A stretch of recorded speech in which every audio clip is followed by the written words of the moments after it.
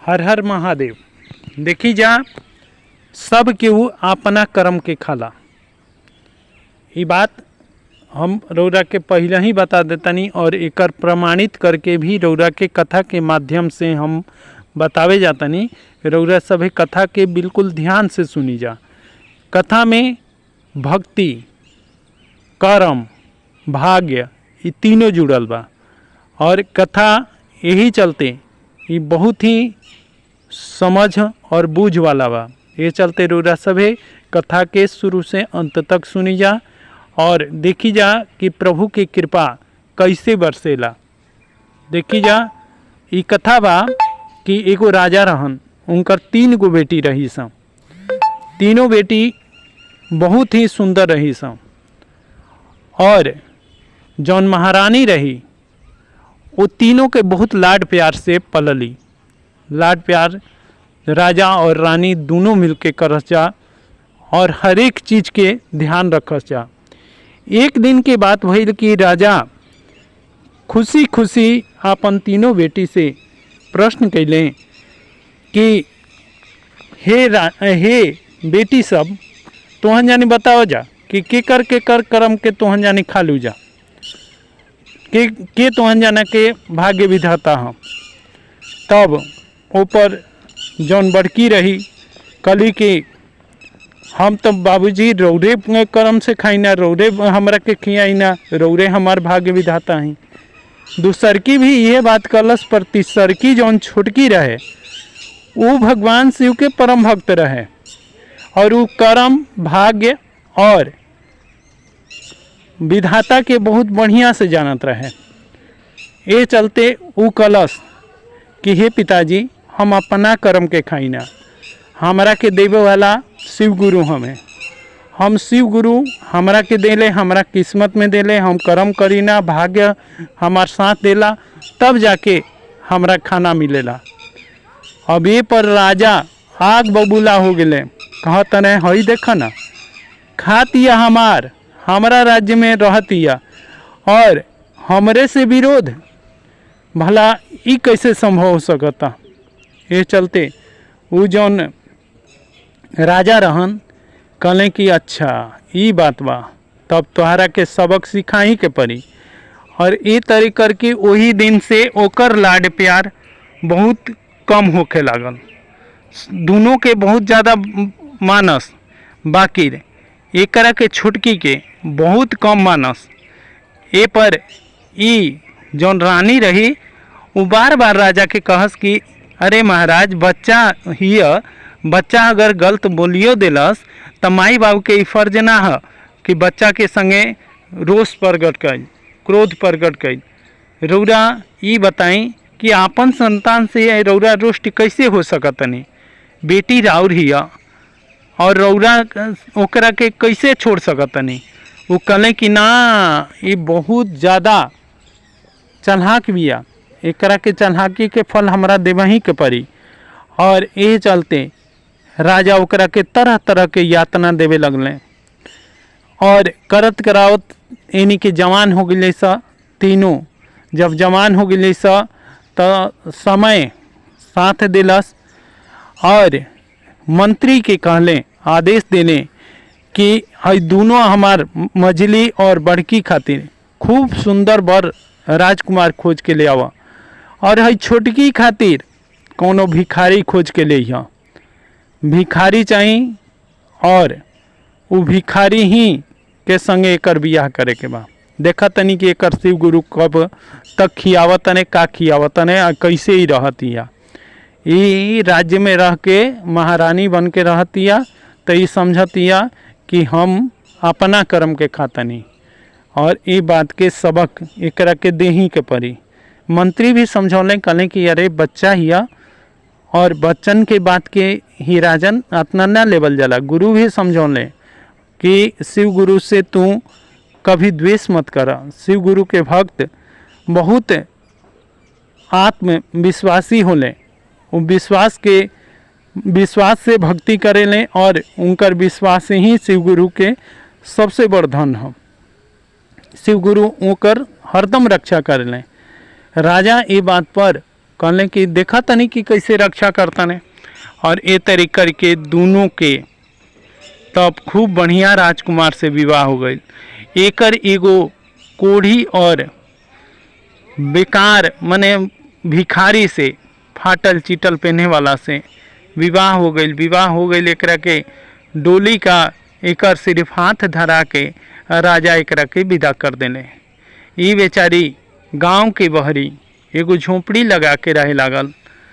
वो भिखारी जौन रहन वो कहले कि हे राजकुमारी, हम तारा के भला का दे सकतनी। वो कहली कि रौरा हमार पति हैं, रौरा शिव के भक्ति करी, हमहुओ शिव के भक्ति करम, और हमनी के देवे वाला रौरो ना देम हमहुओ ना देम, बाकी हमनी के शिव गुरु जरूर दी हैं।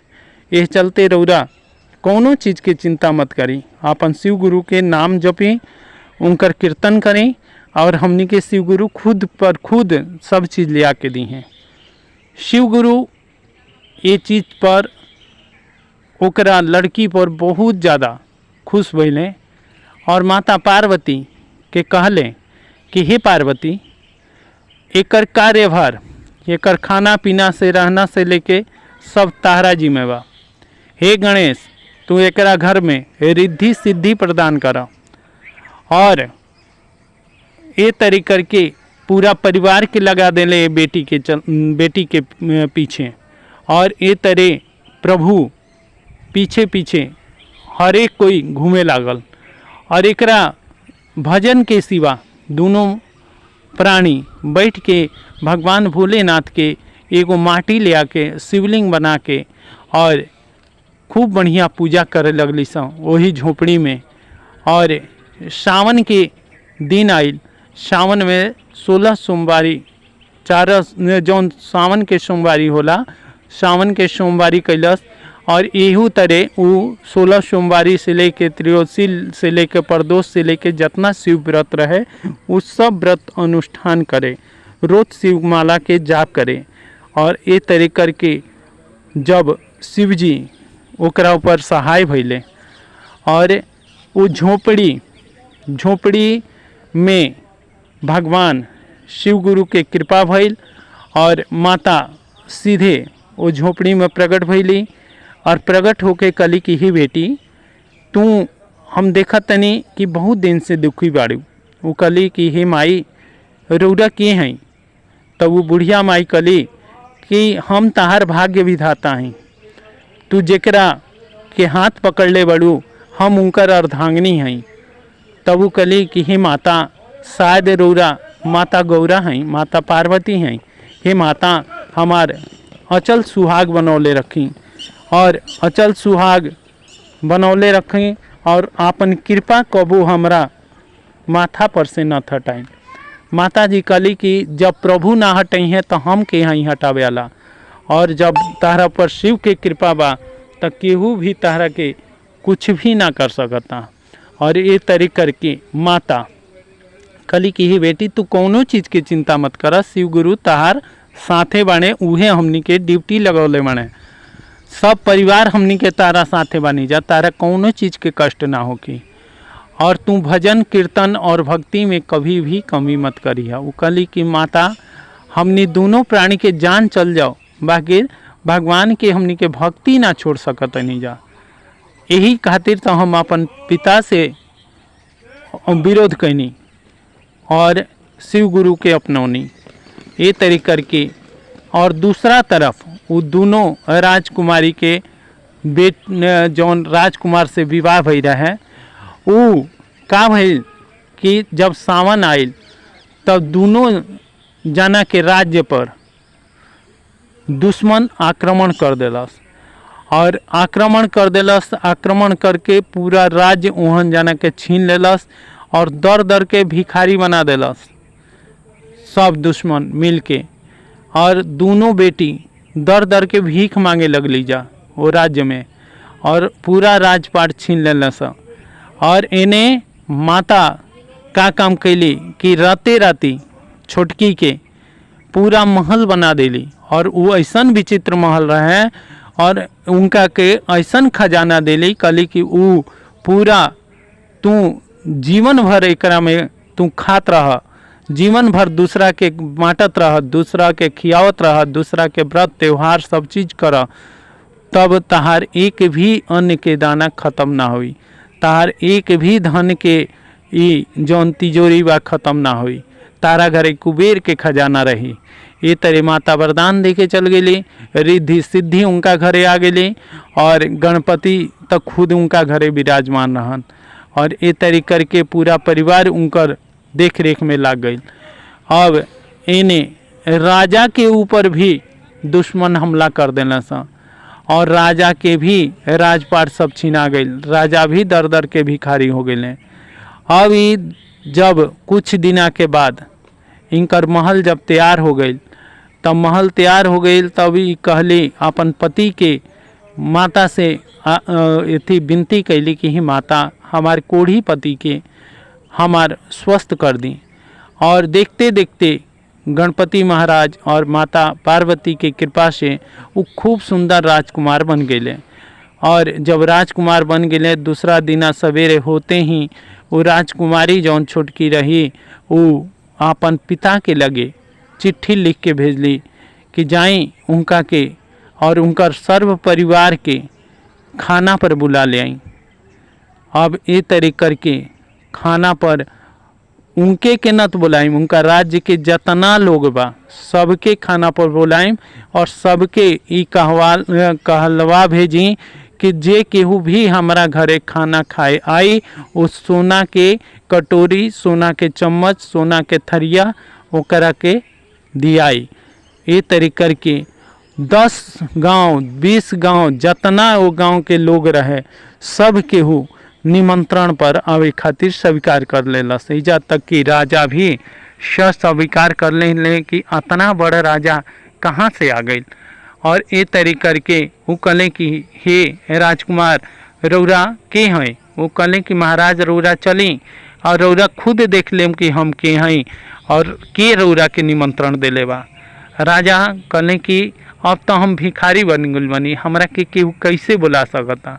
वो कहले कि महाराज रौरा चिंता मत करी, रौरा कोनो चीज़ की चिंता नहीं करी के। तब जाके राजा सहित सर्व जतना गांव लोग के निमंत्रण रही वो सब केहू दूसरा दिना पहुँचल। खूब बढ़िया स्वागत सत्कार भइल, राजा के खूब बढ़िया स्वागत सत्कार भइल। राजा जैसे खा ले वैसे भोजन के प्रबंध भइल और राजा 56 प्रकार के भोग के देख के ललायत हो गए। कहा तने कि अरे इतना बड़ा राजा के आ गई हमरा राज्य के, कहीं इहो दुश्मन मत होके। और ये तरह करके जब वो खा ले लें तब उनकर हाथ धोआवे खातिर उनकर बेटी उनका सामने अली, कहली कि हे पिताजी हाथ धोई और हमरा चली हमरा गृह में रौरा अपन पैर रखी। तब जाके वो गईले, ओइजा बेटी के देखले, बेटी के देख के उनका नैन से आंसू छलक गई और आंसू छलक गई। वो बेटी के खूब पकड़ के रोए लगले, कहले कि हे बेटी आज हम जान गई नहीं कि सब केहू आपन आपन कर्म के खाला, सब केहू के भाग्य विधाता भगवान शिव हमें। और हे बेटी तू हमरा के क्षमा कर दा, हम तारा संगे बहुत अन्याय कैनी। और ये तरह वो राजा जब क्षमा मांगले तब वो कहली कि रौरा चिंता मत करी, राव राज्य के भी हम वापस दिलवा दें।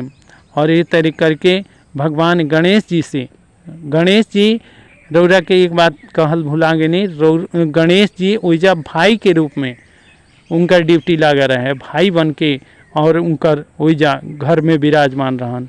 वो अपन भाई के कहले कि हे भैया रौरा हमार पिता के राज्यपाट लौटवा दी। वो गईले गणेश जी और ओइजा सब राजा के मार के भगा देले, राजा के सब राजपाट दिवा देले। और फिर ओकरा बाद अपन बहिनों सबके राज्यपाट उ दिवा देली शिव गुरु से कह के। और ए तरह करके सब केहू मान गई कि सब केहू आपन आपन कर्म के खाला और सबके भाग्य विधाता भगवान शिव हमें। हर हर महादेव, जय शिव गुरु। ये कथा रौरा सभी के कैसन लागल एक बार कमेंट बॉक्स में ज़रूर से ज़रूर बताइन जा और भगवान शिव के नाम लिखल मत भुलाइन जा। जय शिव गुरु।